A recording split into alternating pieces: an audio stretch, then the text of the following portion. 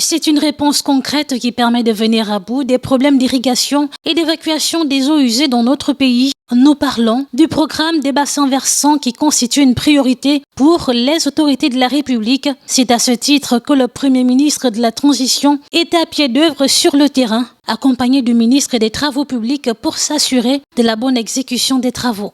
Le fait qu'on aménage ici permet de libérer des espaces plus amont dans le projet, mais également de préparer la partie qui va venir derrière. Parce que quand vous allez voir ce qui se passe après le pont, vous voyez bien que l'aménagement qui a lieu est un aménagement qui profite à une chaîne de quartiers.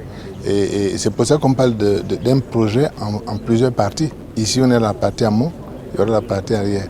Donc aujourd'hui, oui, ça profite aux gens qui sont strictement dans cette partie, mais il faut voir le projet dans son entièreté. S'agissant du relogement des populations, le gouvernement compte mettre un coup d'accélérateur car sensible à la situation des personnes affectées par le dit projet.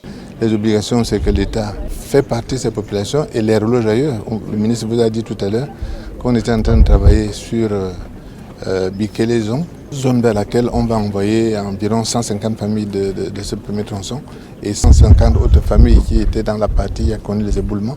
Donc le gouvernement fait sa part en déplaçant les populations, en libérant les espaces et en permettant à l'entreprise d'avoir accès à la terre sur laquelle elle a envie de travailler. Depuis le lancement de ce programme il y a quelques années déjà, Libreville, la capitale, compte une vingtaine de bassins versants de dimensions variées pour une population estimée à plus de 700 000 habitants.